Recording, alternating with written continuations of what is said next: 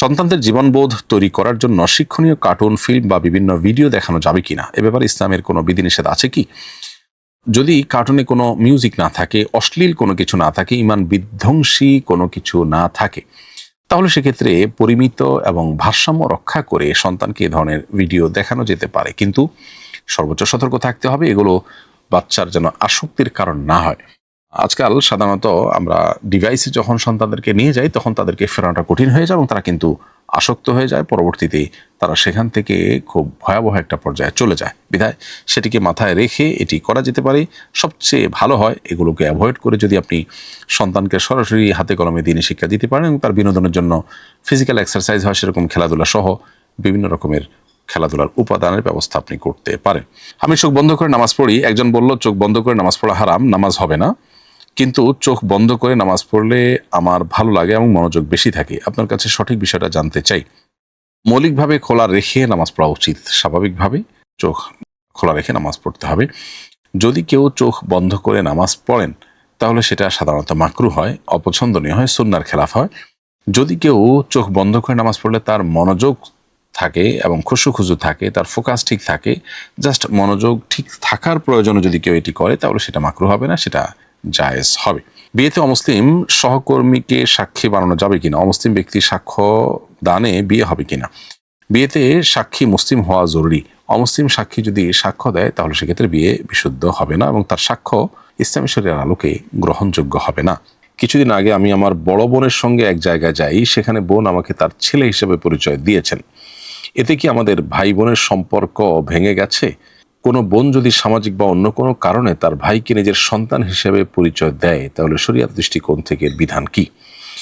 কোনো বোন যদি তার ভাইকে নিজের সন্তান বলে পরিচয় দেন কিংবা ভাই যদি বড় বোনকে মা হিসেবে পরিচয় দেন কোথাও, তাহলে এর ফলে ভাই বা বোনের সম্পর্কে কোনো ছেদ পড়বে না বা সম্পর্ক নষ্ট হবে না, ভাঙবে না।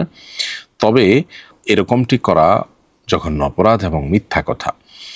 যেহেতু আপনার বোন আপনার মা নন, অতএব তিনি আপনাকে সন্তান হিসাবে, ছেলে হিসাবে পরিচয় করে দিয়ে মিথ্যা কথা বলেছেন এবং এর ফলে একটি কবিরা গুনাহ হয়েছে। সেজন্য আল্লাহর কাছে তওবা নাসুহা করা উচিত। একান্ত কোনো ফেঁসে যাওয়ার মতো পরিবেশ, যেখানে জীবন রক্ষা করার মতো প্রশ্ন আছে, সেরকম কোনো পরিবেশ যদি না হয় তাহলে সেক্ষেত্রে জানাতনার কারণে এরকম মিথ্যা কথা বলবার কোনো সুযোগ নেই। মিথ্যাকে আল্লাহ রাব্বুল আলামিন আমাদের জন্য হারাম করেছেন এবং মিথ্যা বলতে বলতে আল্লাহর কাছে মিথ্যাবাদীদের তালিকা তার নাম উঠে যায়। এজন্য আপনার বোনের এবং আপনাদের উচিত হলো তওবা করা। যে কাজ হয়েছে সেটি অন্যায় কাজ হয়েছে, কিন্তু এর ফলে আপনাদের সম্পর্কে কোনো প্রকার ভাঙন ঘটেনি। কোনো অমুসলিম যদি কোরআন কিংবা কোরআনের তর্জমা তাফসির কিনতে চান বা সংগ্রহ করতে চান, তার কাছে বিক্রি করা বা তাকে হাদিয়া দেওয়া যাবে কিনা? কোনো অমুসলিম যদি কোরআনের ফাইল কিনতে চায় তো সেটা দেওয়ার প্রশ্নই ওঠে না। প্রথমত এই ফাইল তার কোনো কাজে আসবে না। দ্বিতীয়ত হলো যে এর ফলে তার কাছে কোরআনের যে সম্মান আছে, মর্যাদা আছে, সেটা কিছুটা হলো হানি হতে পারে। তবে কোরআনের কোনো অনুবাদ কপি তাকে দেওয়া যেতে পারে, সেটা তিনি যে ভাষী হবেন সে ভাষার উপযোগী তর্জমা তার কাছে দেওয়া যেতে পারে, যাতে করে তিনি আল্লাহর কালাম জানতে পারেন এবং তার প্রতি ঈমান আনয়ন করতে পারেন। তো এই জন্য কোরআন কারীমের তর্জমা বা অনুবাদ গ্রন্থ এটা মুসলিমদেরকে দেওয়া যেতে পারে, বিশেষ করে যারা যখন পড়তে আগ্রহী হবেন মনে হয় তখন সেটা দেওয়াতে কোনো অসুবিধা নেই। রুকু সিজদা গেলে আমার মাথা ব্যথা হয়, আমি কি বসে ইশারা করে নামাজ পড়তে পারবো? আপনি রুকু সিজদা গেলে যদি মাথা ব্যথার পরিমাণটা এত বেশি হয় যেটা কোনোভাবে সহনীয় নয়, বরং অসহনীয় পর্যায়ের কষ্ট যদি হয়, তাহলে সেক্ষেত্রে আপনি বসে নামাজ পড়তে পারবেন। আর যদি সহনীয় হয় তাহলে আপনাকে রুকু সিজদা করেই নামাজ পড়তে হবে, কারণ রুকু সিজদা করাটাকে আল্লাহ তাআলা ফরজ করে দিয়েছেন। ফরজ বিধানকে বাদ দেওয়ার সুযোগ নেই, বরং যতটুকু সম্ভব সেটি আদায় করতে হবে। হ্যাঁ, যদি মনে হয় যে আপনি অপারগ, ওইটা করতে গেলে আপনি কোনো স্থায়ী রোগে পড়ে যাবেন, অনেক বেশি কষ্ট মুখোমুখি হবেন, তাহলে সেক্ষেত্রে আপনি বসে ইশারায় নামাজ পড়তে পারবেন। তো আমার স্ত্রী একদিন বলেছেন নামাজ ভালো বিধান, কিন্তু পর্দা তেমন ভালো বিধান নয়। পরে সিরিয়াসলি আমি তার মন্তব্যের ব্যাপারে জানতে চাইলে বলেছে এটা সে এমনি মজা করে বলেছে। মজা করে বলা কথা কি ঈমান নষ্টের কারণ হয়? যদি হয়ে যায় তাহলে আমাদের সম্পর্কের কি হবে? অনুগ্রহ করে সমাধান জানাবেন। শেষ থেকে শুরু করি। যদি স্বামী স্ত্রীর মধ্যে কেউ একজন এমন কোনো কাজ করেন, কথা বলেন বা বিশ্বাস স্থাপন করেন যেটির ফলে তিনি ইসলাম থেকে খারিজ হয়ে গেছেন, তাহলে সেক্ষেত্রে স্বামী স্ত্রীর মধ্যে আর দাম্পত্য সম্পর্ক থাকে না, যদি অপরজন মুসলমান হয়ে থাকেন। কারণ মুসলিম স্বামী স্ত্রীর মধ্যে কেউ যদি অমুসলিম হয়ে যায়, সাথে সাথে তাদের মধ্যে সম্পর্ক বিচ্ছেদ ঘটে যায়। এখানে আপনার স্ত্রী যে মন্তব্য করেছেন, এই মন্তব্যের ফলে তিনি ইসলাম থেকে খারিজ হয়েছেন কিনা, এর উত্তর হলো যে তিনি যে মন্তব্য করেছেন পর্দা ভালো কোনো বিধান নয়, এটি সুস্পষ্টভাবে কুফরি।